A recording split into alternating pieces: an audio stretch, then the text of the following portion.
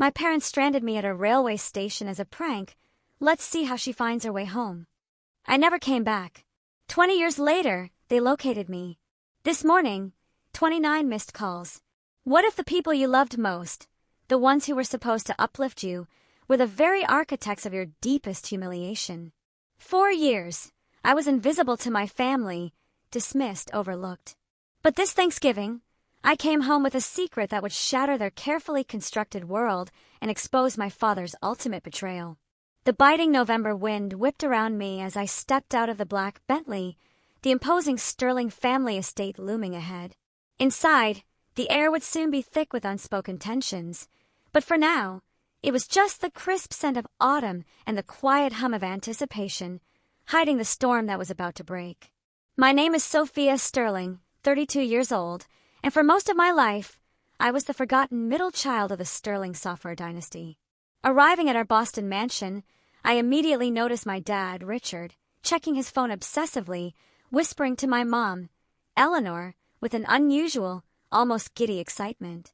Little did they know, beneath my deceptively simple black dress, beat the heart of someone they had drastically underestimated. The bombshell Richard was about to drop at dinner would indeed change our family forever, but absolutely not in the way he expected. I grew up in an almost ludicrously privileged bubble, one of Boston's wealthiest suburbs. Our sprawling colonial home boasted 6 bedrooms, a heated indoor pool, and a lawn so vast it required 3 full-time gardeners. From the outside, we were the picture-perfect American success story. My grandfather, Arthur Sterling, started Sterling Software Solutions in his garage back in 1978 with nothing but a second-hand computer and a revolutionary idea for inventory management software. He built it from nothing into a regional powerhouse before my father, Richard, took over in 1995. Under Richard's leadership, Sterling Software grew aggressively, transforming from a $10 million family business into a $50 million enterprise with over 200 employees and clients across the country. Every holiday dinner, every family vacation, every weekend barbecue inevitably morphed into a celebration of his business genius. The Sterling name became synonymous with success in Boston business circles, and Dad never, ever let anyone forget it, especially his own children. There were 3 of us Sterling kids. My older brother, Daniel, 38, was the golden child. Despite never showing any real aptitude for business, he majored in communications, partied through college like it was his job. Dad handed him a vice president position the day after graduation. Daniel spent more time on his yacht or with his rotating cast of girlfriends than in the office, yet somehow, Dad remained utterly convinced he was the natural heir to the Sterling throne. Then there was me, Sophia, perpetually stuck in the middle at 32. Unlike my siblings, I inherited my grandfather's passion for technology. I taught myself coding at 12 and built my first app at 15. I studied computer science and business at MIT, graduated summa cum laude, and had legitimate, innovative ideas for modernizing the company. Yet, Dad always looked right through me during business discussions, as if I were simply invisible. My younger sister, Chloe, 29, rounded out our trio.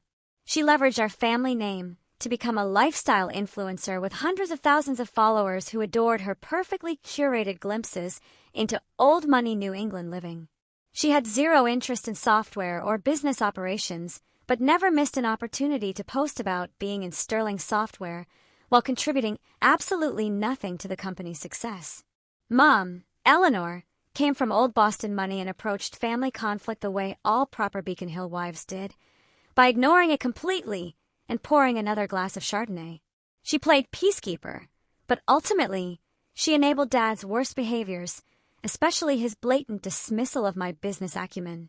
Richard, maybe you should listen to Sophia's idea, she would occasionally suggest at dinner, only to immediately back down when Dad shot her that look. Eleanor, please. This is actual business we're discussing, he would say, before turning back to Daniel to continue their conversation about golf or yacht clubs or whatever non-business topic they were actually discussing. Family gatherings always centered around business talk that somehow, magically excluded me. Dad and Daniel would dominate conversations with industry jargon and inside jokes, while I sat silently, despite understanding the technology and market better than either of them. If I dared to contribute, Dad would smile condescendingly and say something like, "That's sweet, Sophia," but leave the business discussions to the people who understand the real world. The breaking point came when I was 22.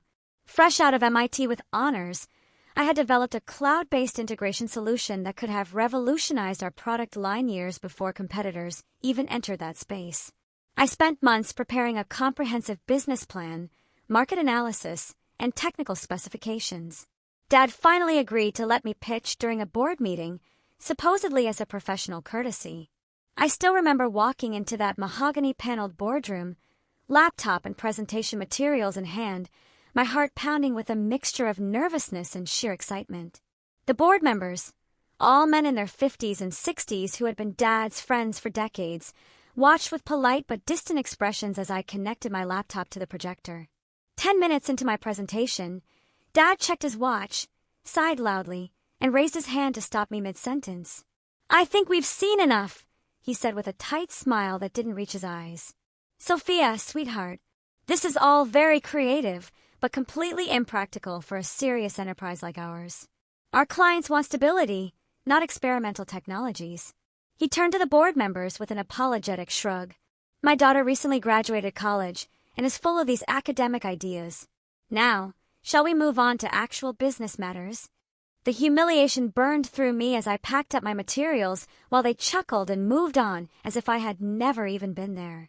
That night, I made a decision that would change everything. I would leave Boston and the family business behind. I would build something of my own, something so successful that even my father could not possibly dismiss it. I moved to San Francisco with $5,000 in savings and absolutely nothing else. My parents assumed it was just a phase, a tantrum. They indulged me with patronizing amusement. "She'll be back when she runs out of money," I overheard Dad telling Mom on the phone during one of our increasingly rare calls. Those early years were brutal. My tiny studio apartment in a questionable neighborhood cost nearly my entire monthly budget. I survived on ramen noodles and coffee, working 80-hour weeks, first at entry-level coding jobs, then as a freelance developer. Every single dollar I could save went into building my own company. I created Summit Holdings under the pseudonym Ava Gray. The A and G were for Sophia's middle name and my original surname, but nobody knew that. I wanted my success or failure to be completely disconnected from the sterling name. I started small, developing custom enterprise solutions for startups, reinvesting every single profit. By year 3, I had 10 employees in a real office in Soma. The breakthrough came when I developed a proprietary integration platform that allowed legacy systems to communicate seamlessly with modern cloud services, ironically, very similar to what I had pitched to my father years earlier. Venture capital came calling, but I maintained majority ownership, determined to control my own destiny. Over the next 7 years, I strategically acquired smaller tech companies that complemented our services. Summit Holdings grew to a $200 million valuation with offices in 3 cities. Throughout it all, I maintained my pseudonym in all business dealings. In the tech world, Ava Gray was known as a brilliant, reclusive founder who rarely gave interviews or appeared at industry events. When I absolutely had to make public appearances, I used subtle changes to my appearance and let my COO do most of the talking. My family remained completely unaware of my success. During holiday calls and occasional visits, I kept conversations vague, describing my work as doing okay or still figuring things out. Dad never pressed for details, as he had already written off my career as inconsequential. This suited me perfectly, as I built Summit into something that would one day shock them all. What they didn't know was that for the past year, I had been strategically acquiring shares in companies that were key suppliers and clients of Sterling Software. I studied their quarterly reports, identified their weaknesses, and positioned Summit as the perfect buyer to take Sterling Software to the next level. 6 months ago, I had my CFO send an anonymous acquisition offer through a third party, which my father predictably rejected without proper consideration. Now, 10 years after being humiliated in that boardroom, I was returning home for Thanksgiving with a plan that would change everything. Sterling Software was struggling with outdated technology and losing market share. My father didn't know it yet, but I was about to become his worst nightmare and his only salvation. The week before Thanksgiving, I was in my corner office overlooking San Francisco Bay, finalizing the paperwork for what would be the most important deal of my life. My assistant knocked and entered with my travel itinerary. "Your private jet is confirmed for Tuesday at 11 a.m., she said, placing the folder on my desk. "Are you sure you don't want to bring your executive team to Boston for the signing?" I shook my head. "This is personal. I need to handle it alone." After she left, my phone rang. It was Grace, my best friend since those early struggling days when we shared a wall in adjacent studio apartments. "Are you really going through with this family Thanksgiving charade?" she asked without preamble. "After everything they did? After 2 years of barely speaking to them?" I sighed, spinning in my chair to face the window. "I have to be there in person when it happens, Grace. I need to see his face." "I remember the last Christmas disaster," she said carefully. "Your father announced Daniel's promotion to executive vice president while you sat there with your unacknowledged Series B funding round. You came back to California and didn't speak to them for months." The memory stung. Dad had raised a toast to the future of Sterling Software while looking directly at my brother, who had been too hung over to contribute anything meaningful to the strategy meeting earlier that day. "This time will be different," I promised. "Everything changes this Thanksgiving." I spent the evening packing, deliberately choosing my wardrobe to make a statement. Gone were the casual clothes my family associated with me. Instead, I packed quiet money suits, a Chanel dress for Thanksgiving dinner, Louis Vuitton heels, and the subtle signifiers of success that only the wealthy truly recognize: a Patek Philippe watch, a Bottega Veneta handbag, small diamond earrings from Tiffany.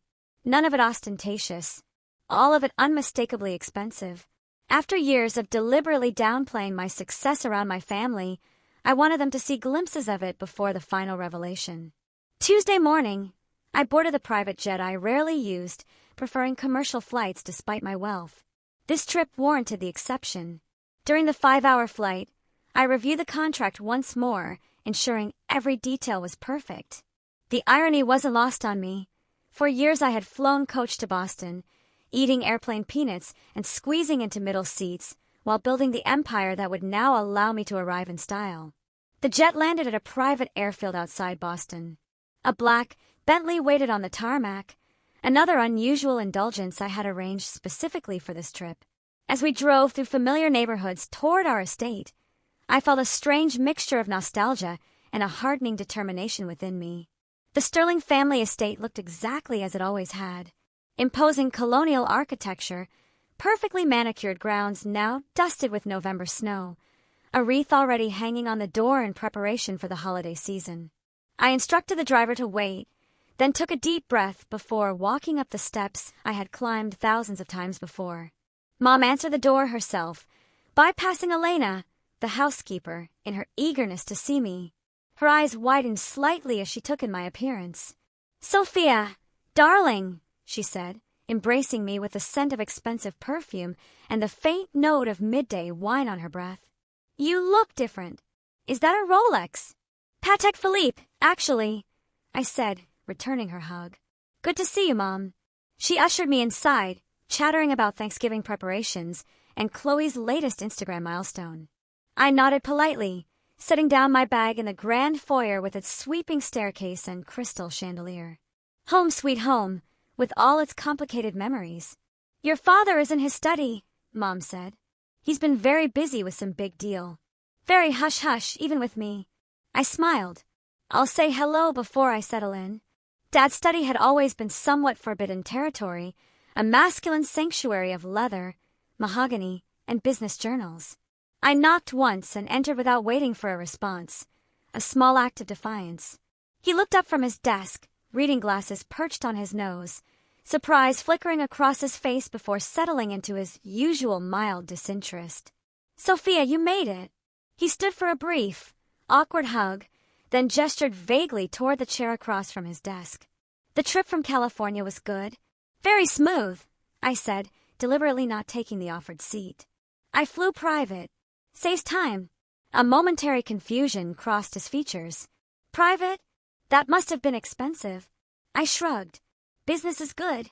Before he could inquire further, his phone rang, and with a perfunctory, "Excuse me, this is important," he turned away to answer it. I used the opportunity to glance at the papers on his desk. There it was, The Summit Holdings acquisition proposal, with my company logo prominently displayed. My heart raced, but I maintained my composure as he finished his call. "Sorry about that," he said hastily, gathering the papers into a folder. "Big things happening at the company. You wouldn't understand." The familiar dismissal rolled off me like water now. "Of course, Dad. I'll let you get back to it." I left his study and headed upstairs to my old bedroom, which Mom had maintained as a shrine to my teenage self. Debate trophies, computer science awards, and MIT pennants still adorn the walls, dusty testaments to achievements that had never impressed the one person whose approval I had sought most. After freshening up, I headed downstairs and found Daniel in the living room, already drinking scotch at 3 in the afternoon. He had our father's tall frame and confident posture, but years of privileged indulgence had softened him around the middle. Well, the prodigal sister returns," he said, raising his glass in mock toast. "Still playing with computers in California?" "Something like that," I replied with a tight smile. "How's your little startup doing? Making any money yet?" His condescension was so familiar, it almost felt like home. Before I could answer, Chloe burst into the room, phone held at the perfect angle to capture her entrance for her Instagram followers. "Sophia's here, everyone. Family reunion time," she announced to her phone before air-kissing my cheeks. "You look expensive, sis. Did you finally find yourself a rich boyfriend?" "No, just working hard," I said, stepping out of her camera frame.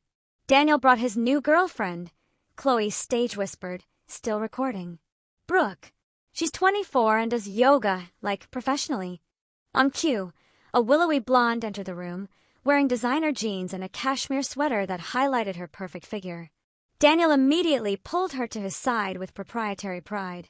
"Brooke, this is my sister, Sophia. She lives in San Francisco and does tech stuff." His vague wave dismissed a decade of my professional accomplishments. "Oh my God, I love San Francisco," Brooke gushed.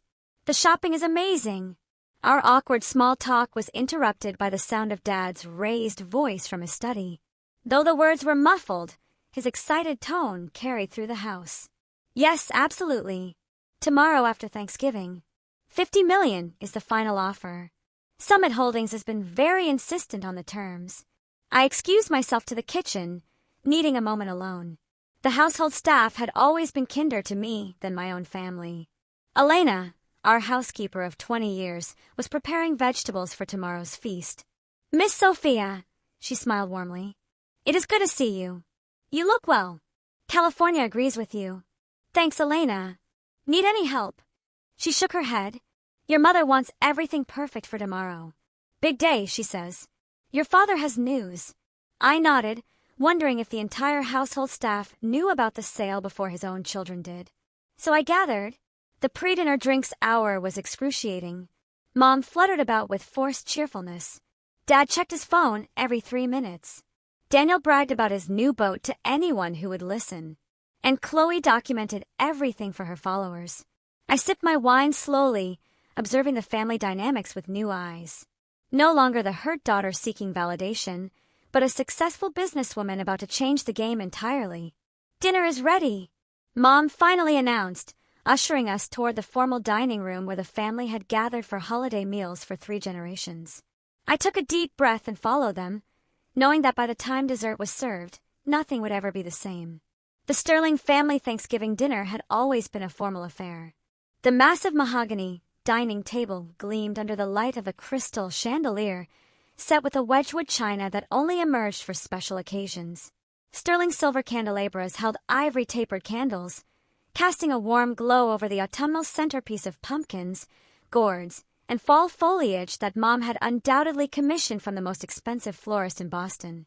I noted with mild amusement that I had been seated at the far end of the table, as far from Dad at the head as physically possible. Typical. Daniel sat at Dad's right hand with Brooke beside him, while Chloe occupied the spot to Dad's left. Mom took her traditional place at the opposite end, with me beside her, symbolically separated from the inner circle of family business by the length of polished wood between us. Elena and the kitchen staff brought out course after course: butternut squash soup garnished with creme fraiche, harvest salad with candied walnuts and cranberries, and finally the turkey. A 25-pound bird roasted to golden perfection, accompanied by all the traditional sides. Dad carved with ceremonial precision, while Chloe filmed for her social media, providing running commentary. And here's Daddy carving the turkey, just like his father before him, continuing the Sterling family tradition of excellence in everything they do. I caught Mom wincing slightly at Chloe's performance before taking a large sip of her wine. By my count, it was her fourth glass since I had arrived. Once our plates were filled, Dad raised his glass for the traditional Sterling family gratitude ritual, another performance where we each shared what we were thankful for this year. It had once been meaningful, before it devolved into a competitive status report. Daniel went first, as the eldest always did. "I'm thankful for another record-breaking quarter at Sterling Software," he began, though I knew from my research that the company had actually lost market share for the third consecutive quarter. "And for my new 42-foot yacht, the Sterling Legacy," he squeezed Brooke's hand, "and for new beginnings with this amazing woman." Brooke giggled and kissed his cheek, while Chloe made exaggerated gagging motions when Daniel wasn't looking. Chloe went next, phone still in hand. "I'm so thankful to have reached 1 million followers this year. My collaboration with Luxury Life Cosmetics has been amazing, and I'm grateful to be a Sterling and represent our family brand to the world." She beamed at Dad, who nodded approvingly, though he had often complained privately about her frivolous career. When my turn came, I set down my fork and spoke clearly. "I am thankful for the lessons life has taught me, that sometimes rejection leads to the right path, that persistence matters more than privilege, and that success is the best teacher." I raised my glass. "To finding your own way." Dad frowned slightly, perhaps detecting something in my tone, but quickly moved on to his own gratitude speech, which predictably centered on the business legacy he had built. Mom offered generic thanks for family and health, her words slightly slurred. Throughout the meal, Dad seemed distracted, checking his phone under the table and occasionally whispering to Mom, whose smile grew increasingly strained. Daniel dominated the conversation with stories about clients he had supposedly impressed, while Chloe interrupted regularly to share comments from her followers watching her Thanksgiving Instagram story. As Elena brought in the pumpkin and pecan pies, Dad suddenly tapped his knife against his crystal water glass, the sharp ping cutting through the dinner conversation. "I have an announcement to make," he said, standing at the head of the table with the authority of someone accustomed to commanding rooms. "One that affects everyone here." The table fell silent.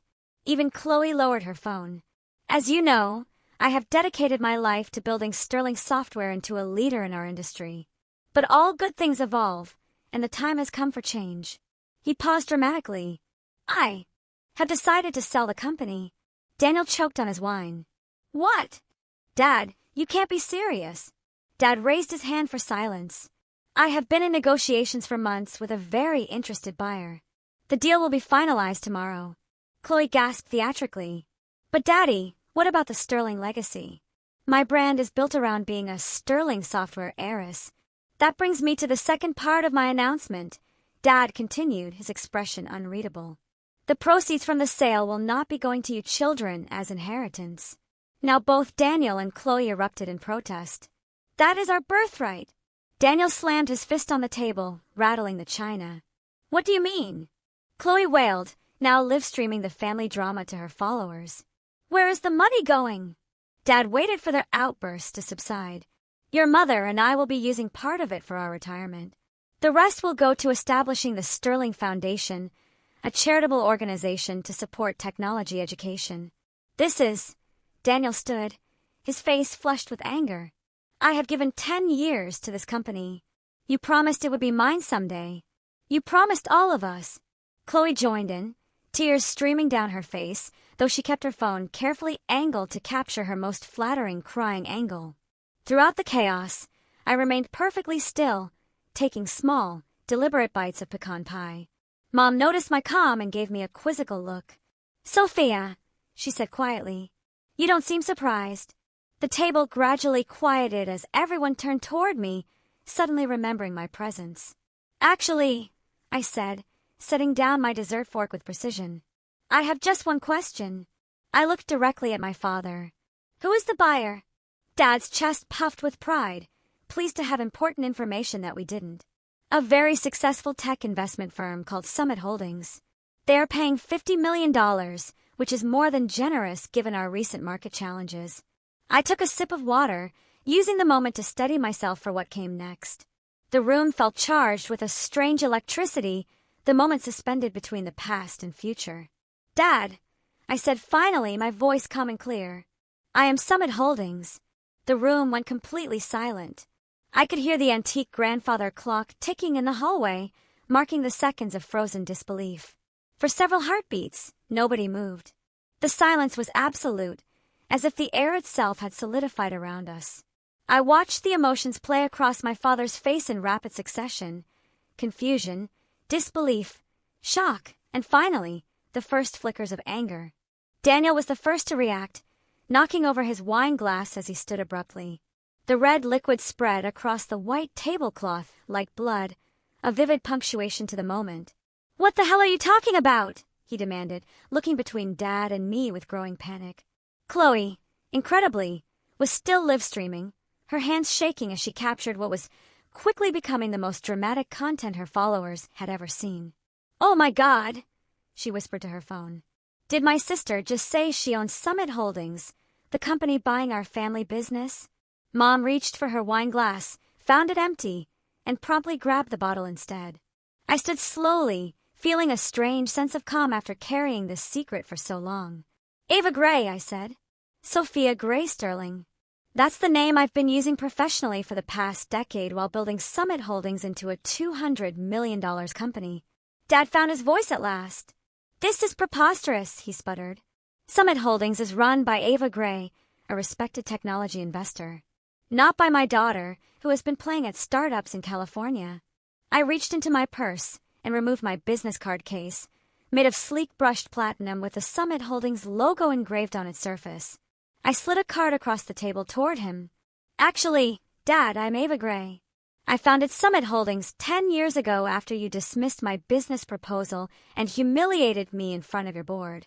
Dad snatched up the card, staring at it as if it might transform in his hands.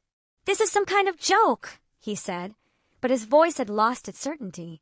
"Summit Holdings now owns controlling interests in Nexus Technologies, Data Stream Solutions, and Tech Core Industries," I continued, naming Sterling Software's 3 largest suppliers.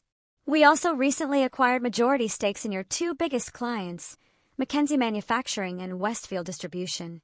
The Sterling Software acquisition is the final piece in a strategic plan I have been implementing for the past 18 months.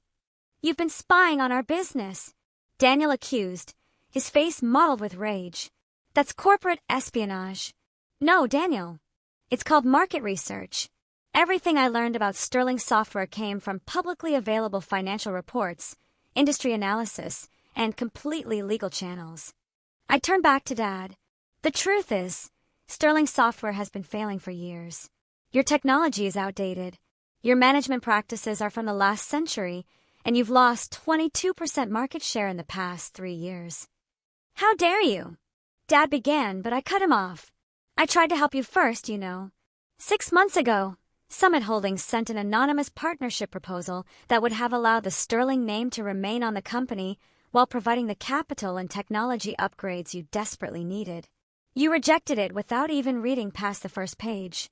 Dad's eyes widened in recognition. "The Phoenix proposal. That was you." I nodded. "I wanted to give you a chance to accept help without knowing it came from me. Your pride wouldn't allow it. So this whole time you've been plotting against your own family?" Daniel shouted. "Planning to steal our company." "Not steal, Daniel. Purchase. Legally. For $50 million, which is honestly more than its current market value." I kept my voice level despite the emotional storm brewing inside me. "And let's be clear, this company stopped being our family business the day Dad made it evident that only one child would ever have a meaningful role in it, despite that child's complete lack of qualifications or interest in technology." Chloe finally lowered her phone, the reality of the situation apparently sinking in.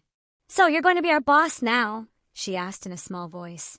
"Technically, yes," I confirmed, "though the current management structure will be completely reorganized." Dad stood abruptly, his chair scraping loudly against the hardwood floor. "This deal is off," he declared. "I will not sell my company to my own daughter as some kind of revenge plot." I shook my head slowly. The contracts are signed, Dad. The board has approved the sale. The press release goes out tomorrow at 9 a.m. Eastern Time. Legally, Summit Holdings already owns Sterling Software. I'll fight this, he threatened, though the uncertainty in his eyes told me he already knew I had outmaneuvered him. My lawyers will. Your lawyers have already vetted the deal extensively, I interrupted gently. They advised you it was the best offer you would get in the current market. What exactly will you tell them now?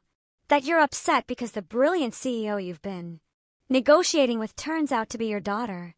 Mom spoke for the first time since my revelation, her words slightly slurred but her gaze surprisingly clear. All these years, Sophia, all these years you were building this while you thought I was failing, I finished for her. Yes, exactly. Dad slammed his hand on the table. You have a choice to make right now, Sophia. You can be my daughter, or you can be the person who took my company. You cannot be both. The ultimatum hung in the air between us. So predictable it almost made me sad. 10 years ago, it would have devastated me. Now it merely confirmed what I had always known. That is where you are wrong, Dad, I said quietly. I am both. I always have been. You just refuse to see it. Chloe had started crying in earnest now, mascara tracking down her perfectly contoured cheeks. What happens to us? To our trust funds? Our positions? That depends, I answered honestly, on whether you want to actually work for the company or just claim its benefits. Daniel pointed an accusing finger at me. You planned this for Thanksgiving deliberately, didn't you? To humiliate us in front of the whole family. I planned it for Thanksgiving because I knew everyone would be here, I corrected him. And because 10 years ago at Thanksgiving dinner, Dad announced that he was promoting you to vice president despite your complete lack of qualifications, while telling me my degree from MIT and 3 years of coding experience wasn't enough to warrant even an entry-level management position. Dad's face flushed at the reminder. That was different. Daniel is my son, my firstborn. And there it is, I said softly. The real reason I was never given a chance. Not my ideas, not my education, not my work ethic, just my gender. The painful truth silenced the room again. Even Daniel had the grace to look uncomfortable. This conversation is over, Dad finally declared. Everyone out. I need to call my attorneys.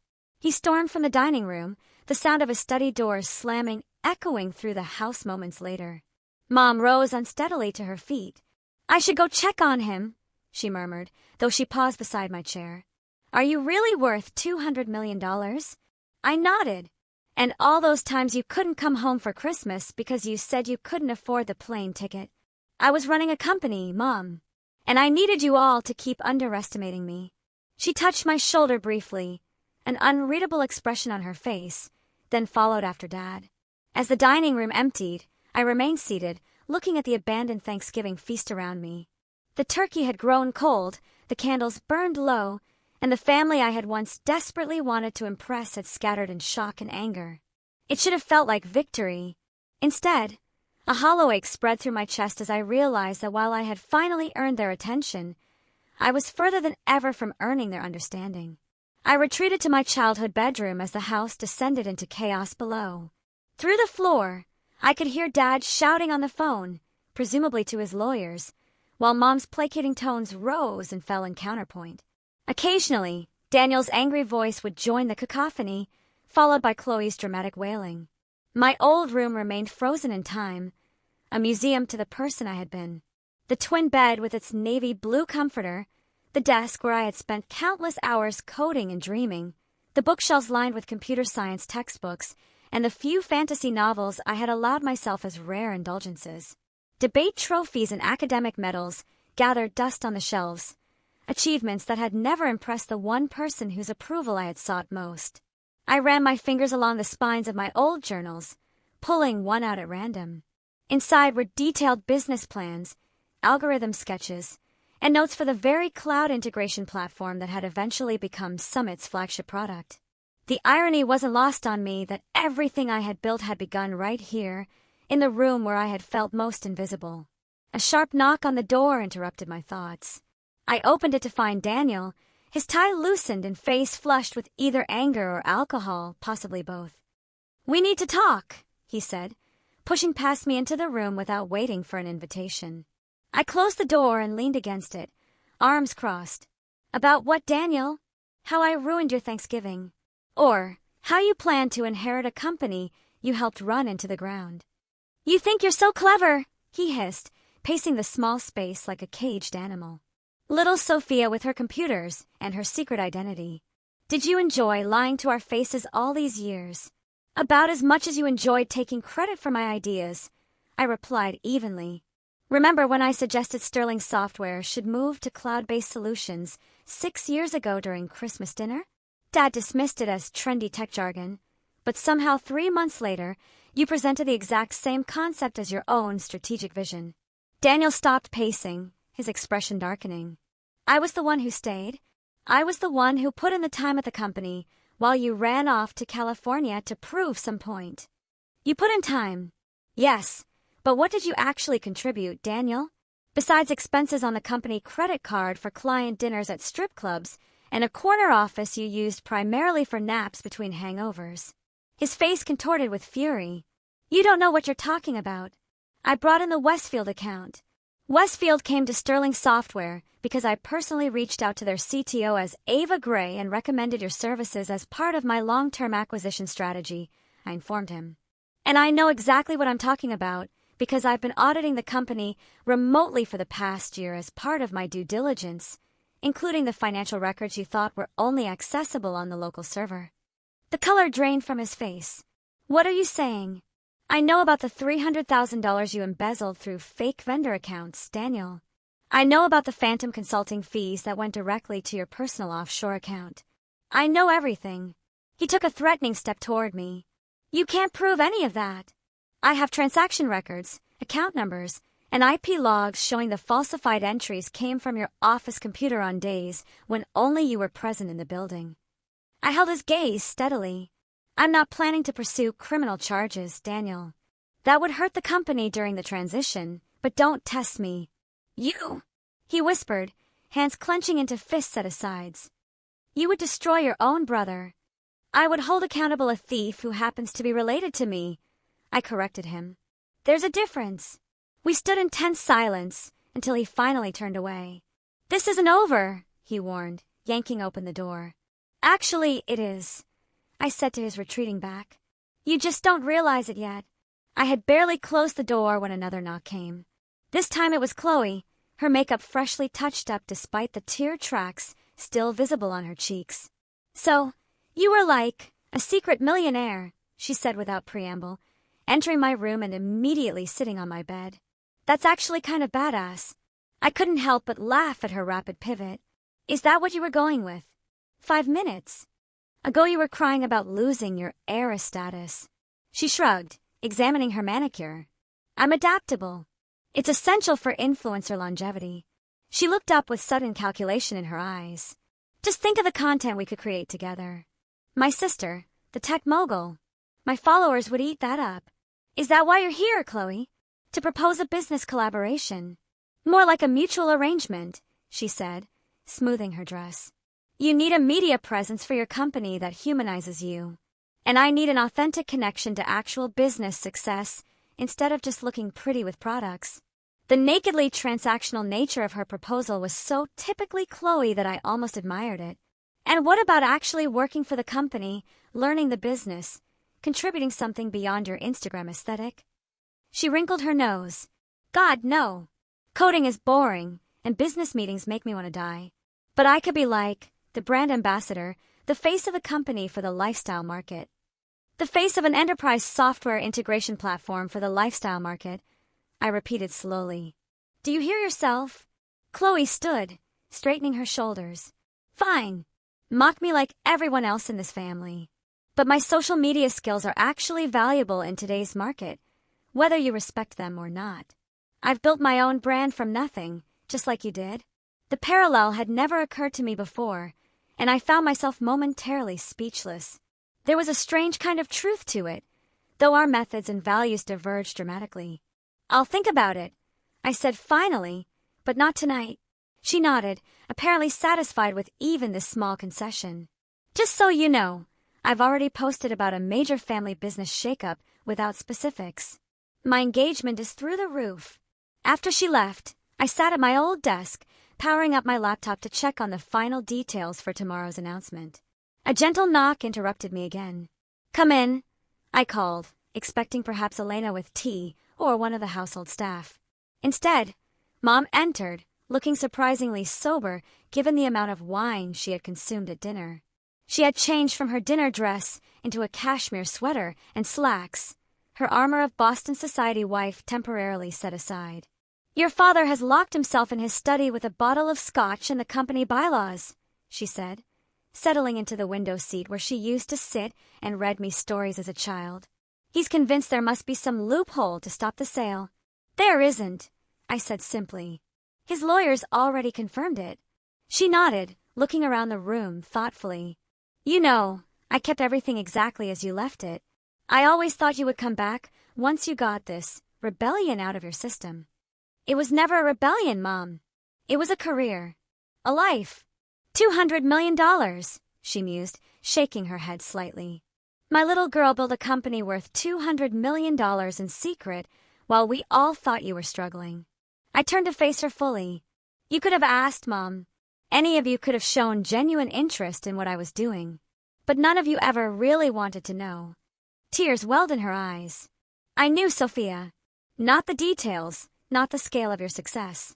But I knew you were special. I saw it when you were little. The way your mind worked differently, how you understood things the rest of us couldn't grasp." She wiped at her cheeks. "I just didn't know how to help you in a family like ours, with a man like your father." "You could have stood up for me," I said, the old hurt rising unexpectedly in my throat. "All those times he dismissed me, humiliated me. You just sat there." "I was wrong," she admitted quietly. "I told myself I was keeping the peace, being a supportive wife. But I failed as a mother when you needed an advocate." The simple acknowledgement pierced something long frozen inside me. I had come prepared for anger, for accusations, even for legal threats. I had not prepared for genuine remorse. "What happens now?" Mom asked after a long silence. "Tomorrow morning, the acquisition becomes public. Sterling Software will become a subsidiary of Summit Holdings. The company name will remain for now, but operations will be completely restructured." I hesitated, then added, "Dad and Daniel will be offered advisory positions with no actual authority if they want them, mostly for appearance's sake during the transition." "And you? Will you move back to Boston?" I shook my head. "I will remain in San Francisco. We will install a new management team here." She nodded, seeming to understand all I was not saying, that I had outgrown this house, this family dynamic, this version of myself. "Your father may never forgive you for this," she warned softly. "I know," I acknowledged. "But this isn't about forgiveness, Mom. It's about finally being seen." After she left, I worked until dawn, preparing for the morning's confrontation, ignoring the text from Grace, asking for updates. As the first gray light of morning filtered through my curtains, I changed into one of my Armani suits, styled my hair into a sleek chignon, and put on the subtle makeup that Ava Gray was known for in her rare public appearances. The morning would bring either a new beginning for the Sterling family, or its final fracturing. Either way, I was ready. The kitchen was eerily quiet when I came down at 7 a.m. Elena silently handed me a cup of coffee, her eyes communicating a mixture of concern and respect. The formal dining room had been cleared of last night's Thanksgiving disaster. No evidence remaining of the family explosion, except the lingering tension in the air. I checked my phone. 3 missed calls from my executive team, eager for updates on the acquisition announcement scheduled for 9 a.m. A text from Grace. "Did you drop the bomb? Are they still breathing?" I had just finished responding when Dad appeared in the doorway of the kitchen. He looked older than he had yesterday, the lines around his eyes deeper, his normally perfect posture slightly stooped. He had clearly not slept. "My study now." His tone left no room for discussion. I followed him down the hallway to the room that had always been the center of Sterling family power. The wood-paneled walls were covered with framed accolades, business journal covers featuring Dad, industry awards, photos with politicians and celebrities. Conspicuously absent was any recognition of my achievements, though my MIT graduation photo sat on a side table, half hidden behind more prominent family pictures. Dad took his seat behind the massive desk, a position he had used to intimidate business rivals for decades. I chose not to sit in the visitor's chair as expected. Instead, I perched on the edge of the desk itself, a subtle repositioning of our power dynamic that did not go unnoticed. My attorneys confirm what you said last night, he began without preamble. The sale is legally binding. The board vote was unanimous. Of course it was, I replied. Sterling Software has been losing market share for 3 years. Your technology is outdated. Your management structure is bloated, and your development pipeline is empty. The board recognized a good offer when they saw it. $50 million, he said, shaking his head. The company was valued at $70 million just 2 years ago. The company was overvalued 2 years ago, I corrected, and I offered more than any other potential buyer would have. Most would have stripped the assets and dissolved the Sterling name entirely. He looked up sharply. And is that your plan? To erase your own family legacy? No. Despite everything, I respect what grandfather built and what you expanded. The Sterling name stays, though the company structure will change significantly. For the first time, uncertainty crossed his features. What exactly are your plans? I had waited 10 years for him to ask my opinion on business matters. The irony was not lost on me. Sterling Software will become the enterprise division of Summit Holdings, focusing on updating your legacy products and integrating them with our cloud platforms. We will retain approximately 60% of the current staff, with significant changes to upper management. And me, he asked, the question clearly costing him. You will be offered a position as chairman emeritus. No operational authority, but you will maintain an office and can advise on client relationships during the transition. His jaw tightened. A figurehead role. A respected advisory position, I countered, with full benefits and a generous compensation package. He stood abruptly, walking to the window that overlooked the immaculately maintained garden. For a long moment, he said nothing, his back to me as he stared out at the property that generations of Sterling success had built. How did you do it? He finally asked, his voice quieter now. Build something that valuable when you had nothing? No connections, no startup capital. I had my education, I reminded him.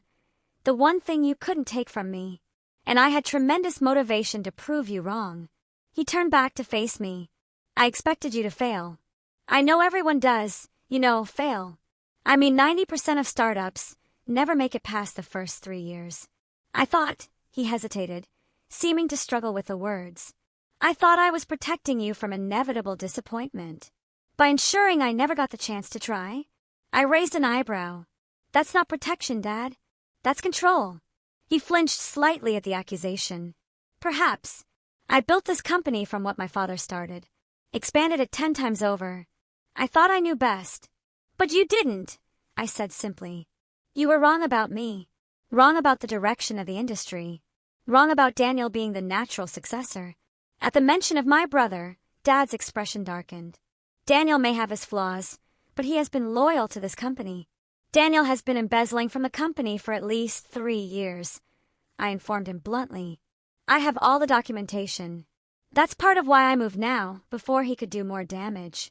Dad sank back into his chair, the shock of this new revelation apparently too much to process while standing. That cannot be true. $300,000 siphoned through fake vendor accounts. The evidence is irrefutable. Why would he need to steal? He makes a generous salary. Has a trust fund. Gambling debts, I said. Sports betting, mostly, from what I can tell. Dad buried his face in his hands briefly before looking back up, suddenly appearing every one of his 68 years. So both my son and my company were failing, and I was too blind to see either. The naked vulnerability in his admission caught me off guard. I had expected more anger, more accusations. Not this broken acceptance. Not blind, I said, softening my tone slightly, just looking in the wrong direction. A long silence stretched between us, filled with decades of misunderstanding and missed opportunities. When he finally spoke again, his voice had changed, the arrogance replaced with something approaching genuine curiosity. How did you do it? He asked. Really? No connections, no investors who knew the Sterling name. How did you build something so successful? I considered deflecting, but there was something in his question that seemed sincere for the first time in our relationship. I started small, I explained.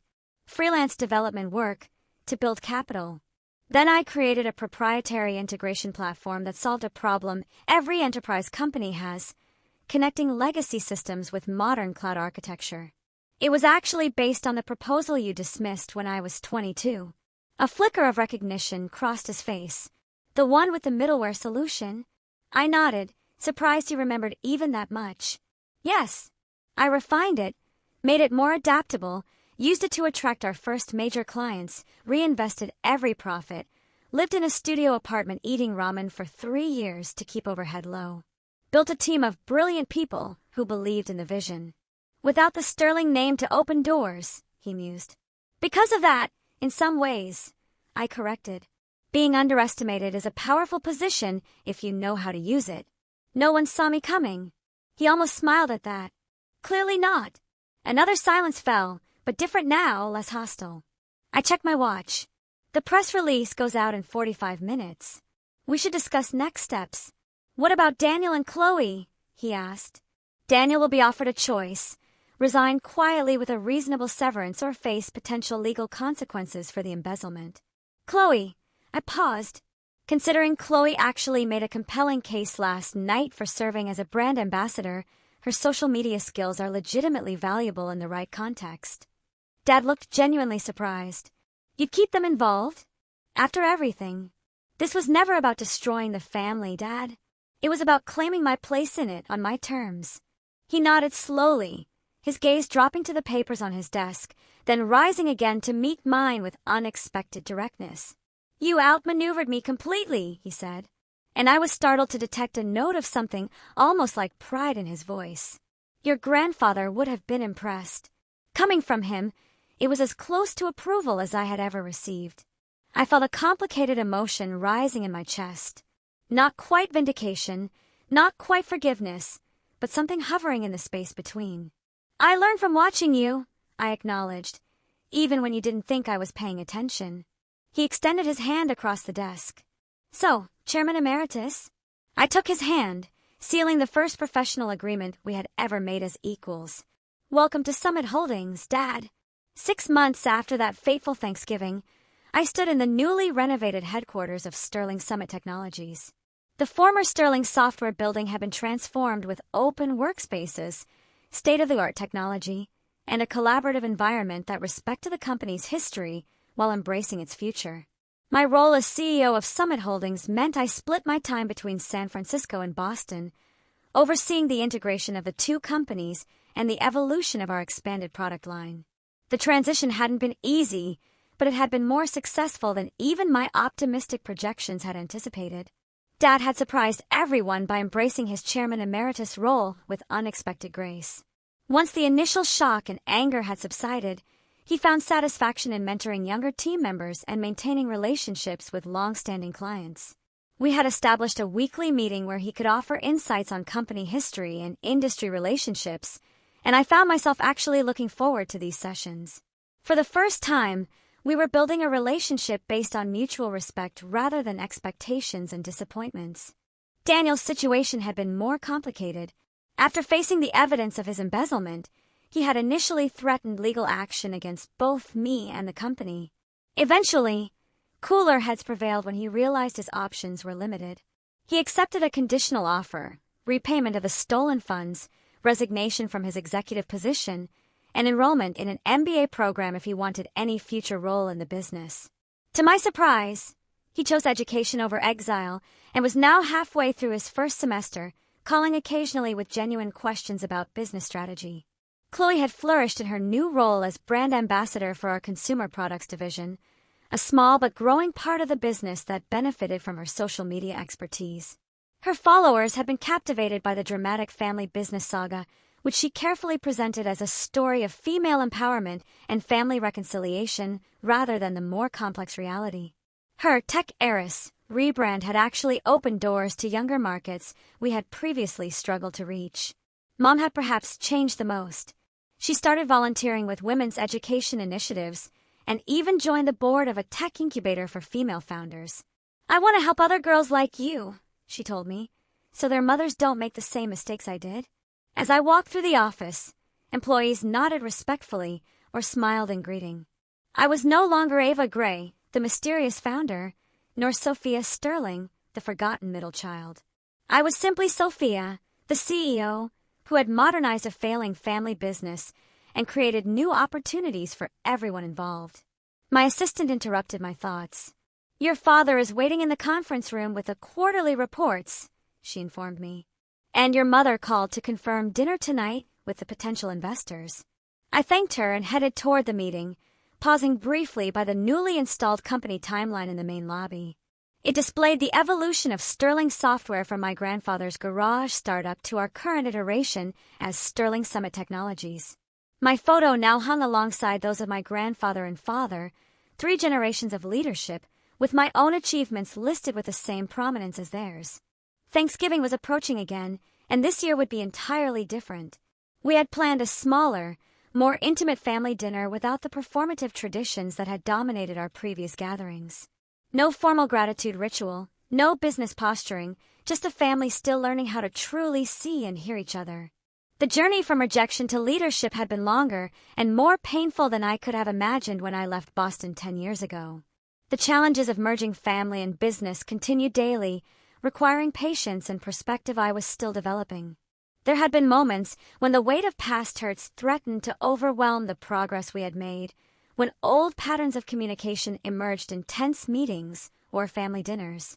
The hardest part had not been the acquisition itself, but the ongoing work of building relationships that could withstand both our shared history and our current professional roles.